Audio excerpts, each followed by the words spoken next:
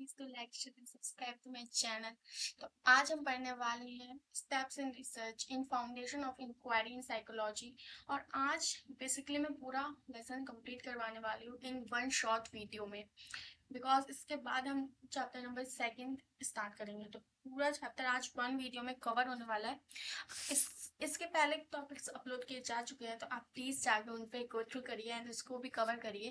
तो let's start at to this topic, steps in research. Steps means क्या क्या points होते हैं, क्या क्या प्रक्रिया होती है, जिस लाइक पहले क्या होता है एंड देन उसके बाद दूसरा स्टेप क्या होगा। तो ये होते हैं स्टेप्स इन रिसर्च। तो आज मैं स्टेप्स इन रिसर्च को ब्रीफली डिस्कस करूंगी। Although research can often feel demanding and exhausting.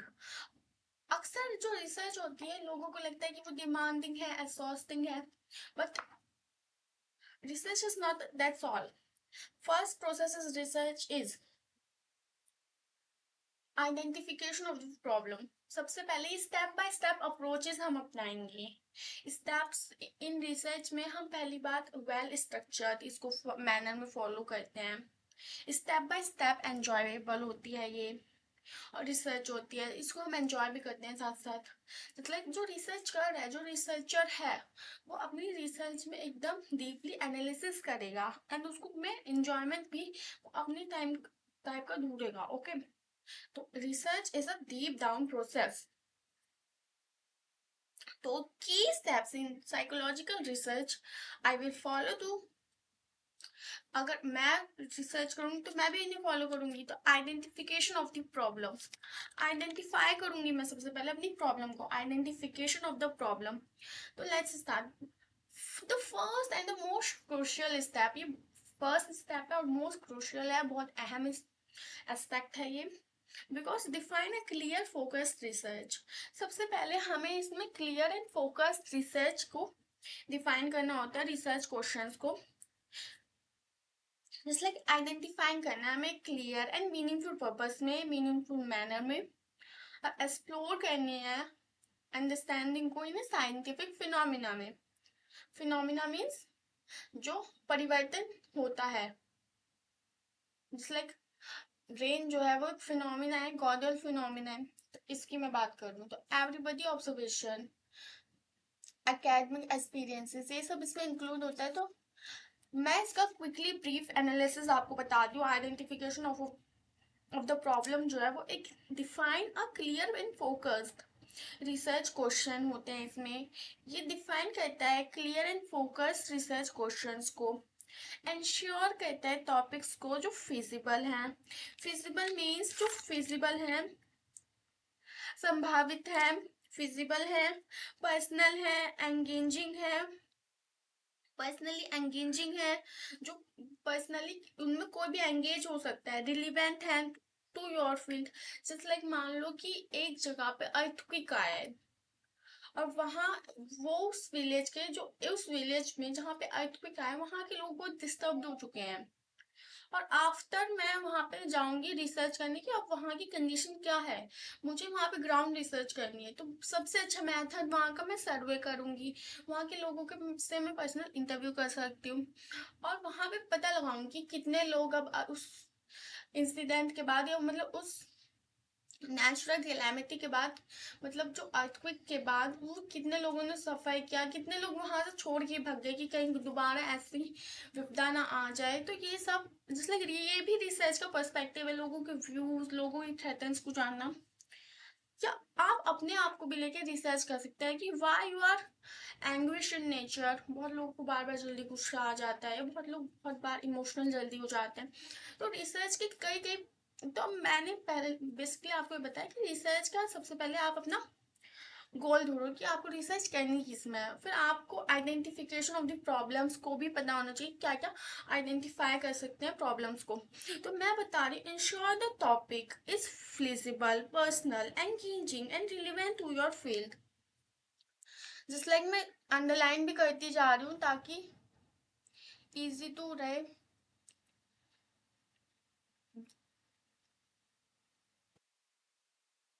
Research यहाँ से लेके पूरा साइंटिफिक फिनोमिना तक एक, ओके। अब अगला पॉइंट मैं बता रही हूँ, इसी में आइडेंटिफिकेशन ऑफ द प्रॉब्लम में सोर्सेज होने चाहिए, कुछ सोर्सेज ऑफ इंस्पिरेशन। अब हम आइडेंटिफाई करेंगे प्रॉब्लम को, तो हमारे कुछ इंस्पिरेशन के सोर्सेज होने चाहिए, जो इंक्लूड करेंगे डेली ऑब्जर्वेशंस को, एकेडमिक लिटरेचर को एंड सोशल इश्यूज को। ओके, तो let's move on to the other point, stating the problem and formulating of hypothesis. First of all हम स्टेट करेंगे अपनी प्रॉब्लम क्या है एंड फॉर्मुलेट करेंगे हाइपोथेसिस को। मैंने पहले ही बताया हुआ है कि हाइपोथेसिस क्या होता है, एंड देन मैं दोबारा हाइपोथेसिस के बारे में थोड़ा डिस्क्राइब कर देती हूँ, because it is the important term. तो हाइपोथेसिस इज ड्राइवन और टेंटेटिव एक्सप्लेनेशन। जो हाइपोथेसिस है वो टेंटेटिव एक्सप्लेनेशन है, जो हम लेके चलेंगे उसको, कि जो हाइपोथेसिस है टेंटेटिव एक्सप्लेनेशन है जो हमें गाइड करेगी हमारे इन्वेस्टिगेशन में। जो रिसर्चर है, जिस लाइक मैंने अभी बताया आपको एक सिनेरियो, तो उसमें मैं रिसर्चर थी, तो वो मुझको गाइड करेगी, वो टेंटेटिव एक्सप्लेनेशन गाइड होगा। हाइपोथेसिस टू कंफर्म, मैं उसको कंफर्म नहीं करूंगी पर रिफ्यूट भी नहीं करूंगी, और बेस्ड ऑन एम्पेरिकल फाइंडिंग्स पे होगा वो मेरी। ओके, तो मैंने यहाँ पे आपको डिफाइन दिया हाइपोथेसिस की। अब मैं हाइपोथेसिस को भी समझाऊंगी एंड इस टॉपिक के स्टेटिंग द प्रॉब्लम को भी समझाती हूँ। तो स्टेटिंग द प्रॉब्लम की है, the research problem is a specific issue. जो रिसर्च प्रॉब्लम है ये एक स्पेसिफिक इशू है, गैप है और क्वेश्चन है कि जो रिसर्चेस में प्रॉब्लम आती है, हम स्टेटिंग द प्रॉब्लम पहले डिस्कस करें। तो जो रिसर्च में प्रॉब्लम आती है ये इज अ स्पेसिफिक इशू, ये एक स्पेसिफिक इशू है। इश्यूज की वजह से आते हैं, कोई एक स्पेसिफिक इशू हो गया, कोई गैप हो गया और कोई क्वेश्चन हो गया that the study aims to address, जो स्टडी एम कर रही थी एड्रेस करने में, और इसका पर्पस क्या होगा। It guides the entire research, जो एंटायर स्टार्टिंग टू एंड तक एंटायर रिसर्च है हमारी प्रोसेस, हमारी जो एंटायर रिसर्च प्रोसेस है उसमें हेल्प होगा, helping to focus and effect the researchers. Okay, अब मैं कुछ कैरेक्टरिस्टिक्स बताती हूँ, और characteristics of a well stated problem. सबसे पहले हम अपनी प्रॉब्लम को क्लियरली डिफाइन करेंगे एंड स्पेसिफिक, कि वो स्पेसिफिक प्रॉब्लम है क्या। रिसर्चेबल एंड फिजिबल, वो रिसर्चेबल है और फिजिबल है, संभावित है। ग्राउंडिंग इन एग्जिस्टिंग लिटरेचर, कि वो उसका कहाँ से वो ग्राउंड हो रही है literature. Relevant to the field और सोसाइटी, वो रिलेवेंट है उस फील्ड में और सोसाइटल नीड में है या नहीं। अब मैं बात करूंगी what is formulating of hypothesis. ये क्वेश्चन एग्जाम पर्सपेक्टिव से बहुत इंपॉर्टेंट है, मैं मोस्ट इंपॉर्टेंट क्वेश्चन की भी सीरीज लाऊंगी, पर मैं यहाँ पे भी बता देती हूँ कि ये क्वेश्चन एग्जाम में आएगा, and then question you can write it now. Question ऐसा होगा कि discuss the major steps in the research process, discuss करिए major steps in the research process. तो मैं रिसर्च प्रोसेस के स्टेप्स ही आपको लाइन बाय लाइन बता रही हूँ। तो अब हम पढ़ेंगे what is the formulating hypothesis, ये कैसे हाइपोथेसिस जो है, hypothesis is a tentative testable prediction. जो हाइपोथेसिस है एक टेंटेटिव टेस्टेबल प्रिडिक्शन है about the relationship between two और मोर वेरिएबल्स। ये टेंटेटिव है, मैंने बोला ना हम टेंटेटिव लेके चलेंगे। टेस्टेबल हो प्रिडिक्शंस होगी, जो हमने टेस्टेबल प्रिडिक्शंस के बिहाफ पे about the relationship between the two और मोर वेरिएबल्स पे वेरी किया है। ओके, अब मैं प्रिंसिपल्स ऑफ हाइपोथेसिस फॉर्मुलेशन की बात करूँ तो इसके 5 प्रिंसिपल्स मेजर होते हैं।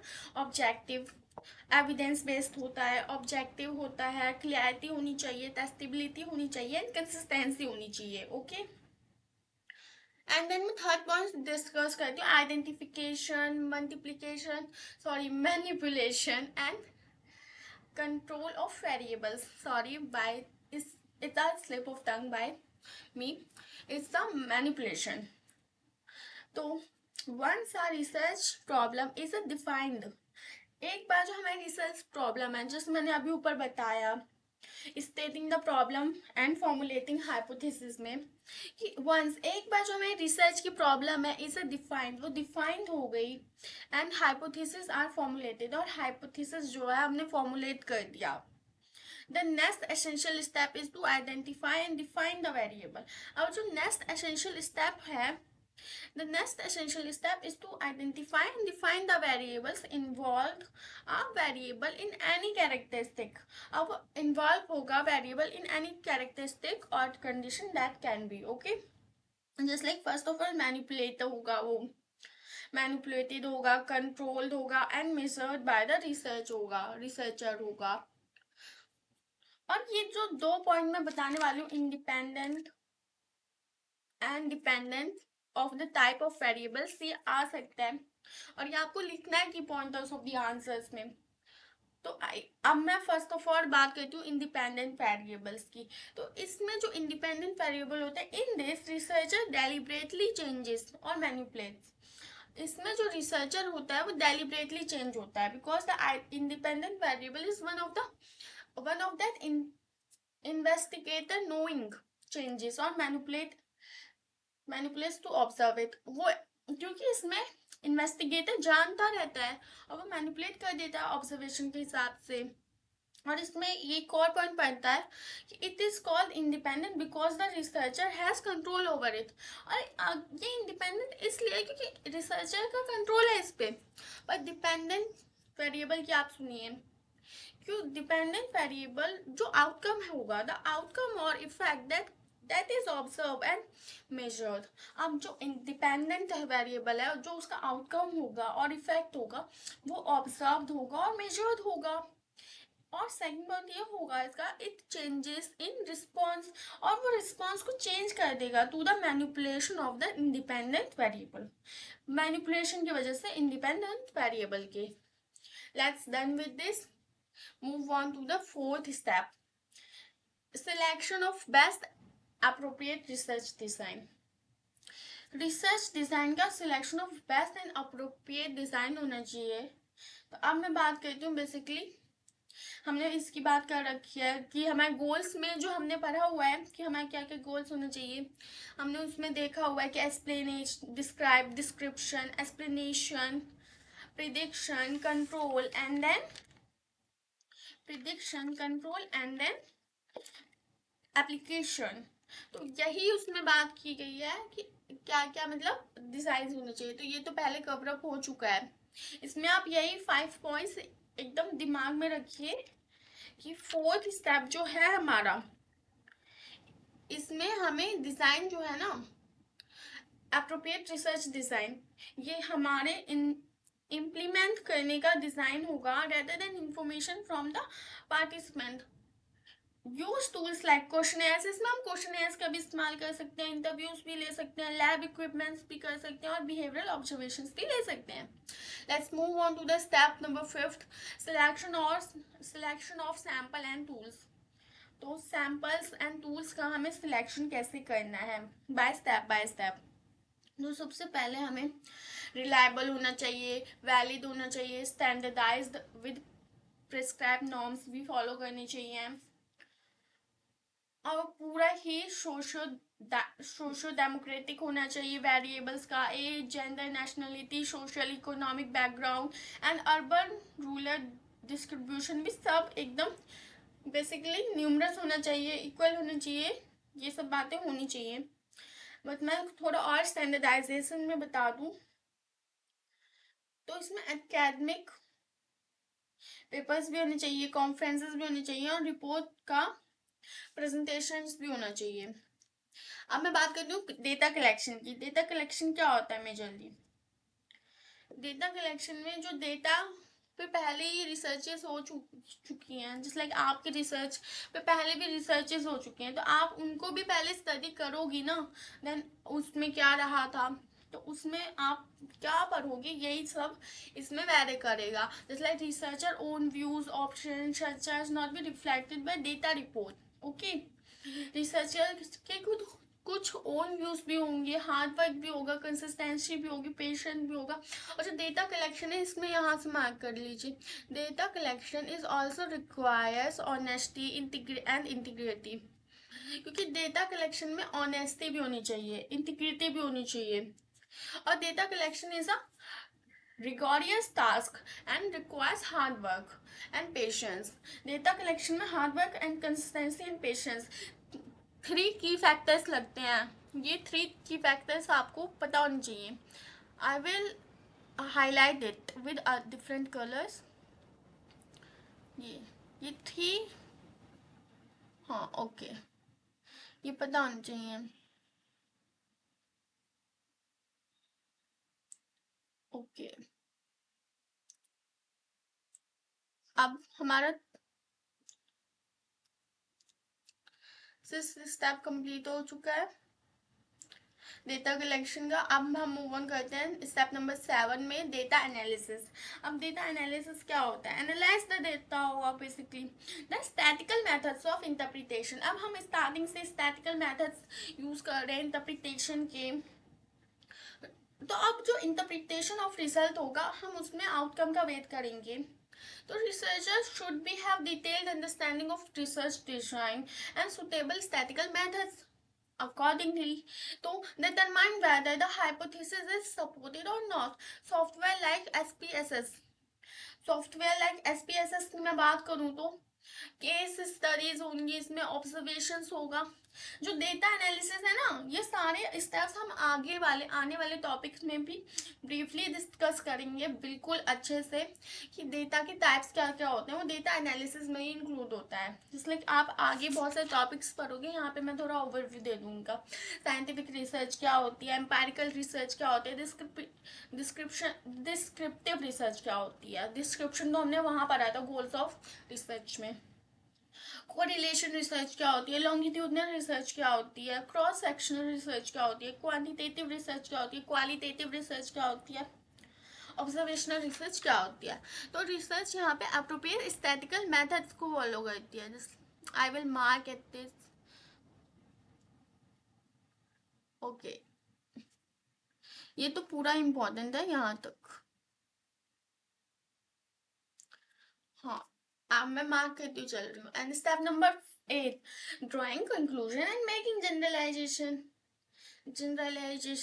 तो अब हम कंक्लूजन पे आते हैं और मेक करते हैं generalization. Drawing conclusion and considering the possibility of generalization of the findings of a large population।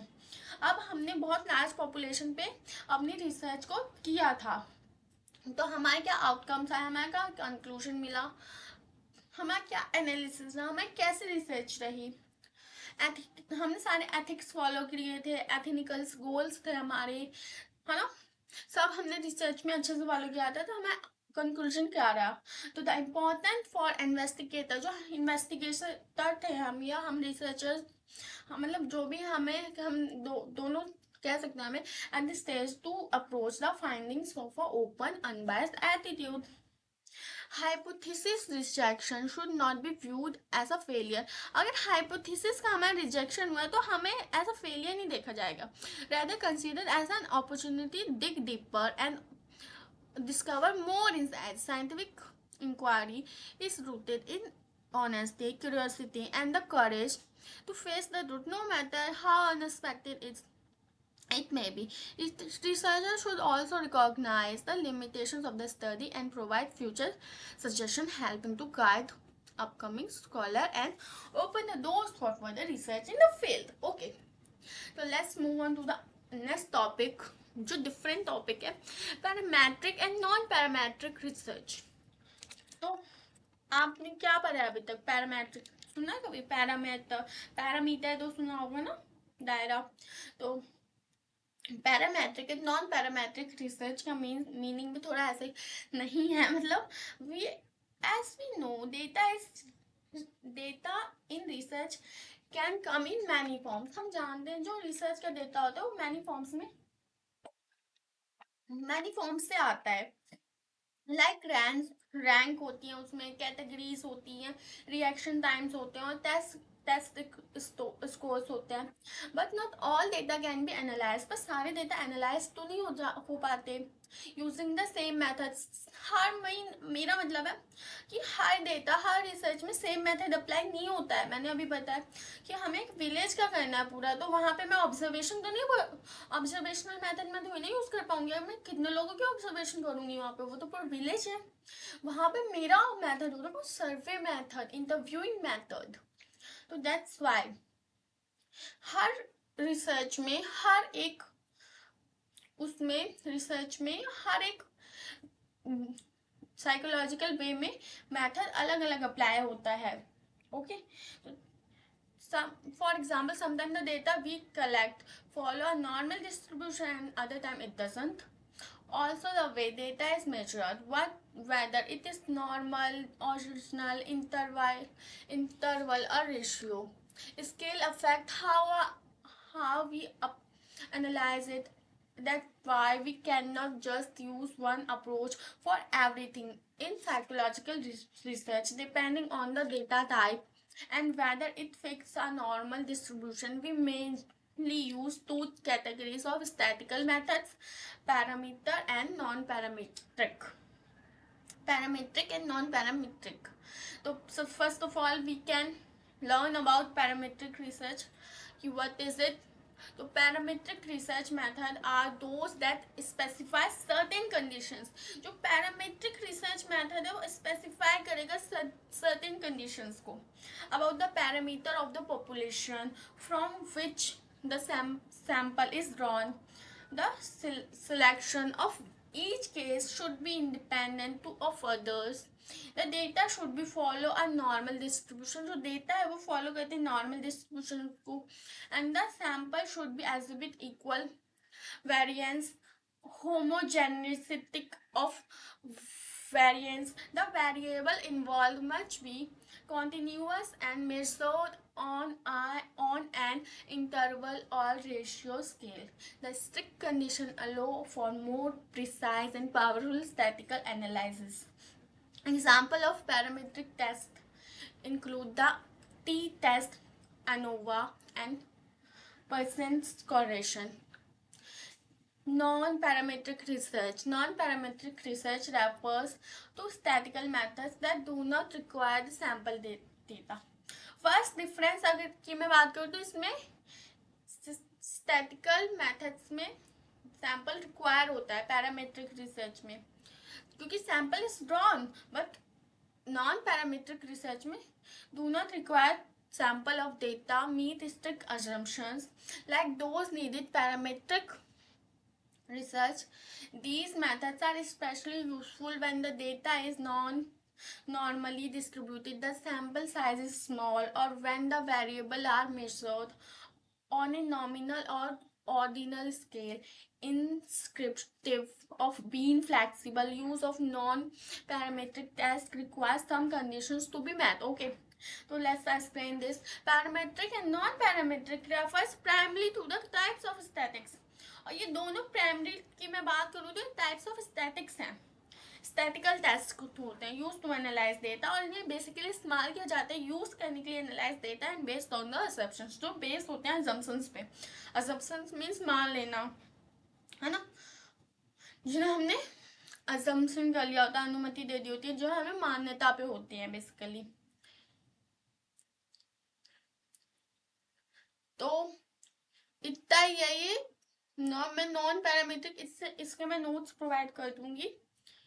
और नॉन पैरामीट्रिक के बाद आती है टाइप्स ऑफ रिसर्च। कितने टाइप्स की रिसर्च होती है मैंने अभी आपको बताया था, दैट्स लर्न, याद करो, मैंने अभी ऊपर बताया था उसमें उस वाले पॉइंट में कि ये पूरा टाइप्स ऑफ रिसर्च में आता है based on the purpose of types of research. क्या होती है ये, बेस्ड होती है बेसिकली पर्पस ऑफ रिसर्च में। The type of data should to be collected to standardized versus non-standardization test, how the data is analyzed. Research can be on various forms. Here the major types of data of in research of psychology with among the example and strength and limitations. तो scientific research की बात आ गई यहाँ पे।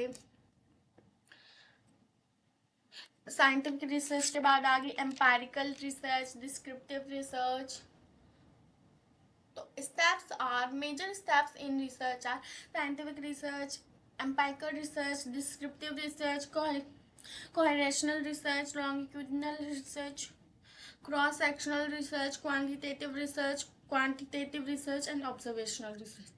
तो ये सारे researches को मैं एक्सप्लेन करूँगी इन द शॉर्ट्स मेथड में, क्योंकि यहाँ पे तो एक्सप्लेन कर दूंगी मैं ऑन दी अनदर सेशन। वैसे तो मैं सेशन 1 शॉट बना रही थी, बट थोड़ा नेक्स्ट टाइम में मैं कवर कर दूंगी। And this is also the last topic of this chapter, and then chapter will finish. Okay, thanks for watching and please do like, share and subscribe to my channel for getting more valuable information. Thank you.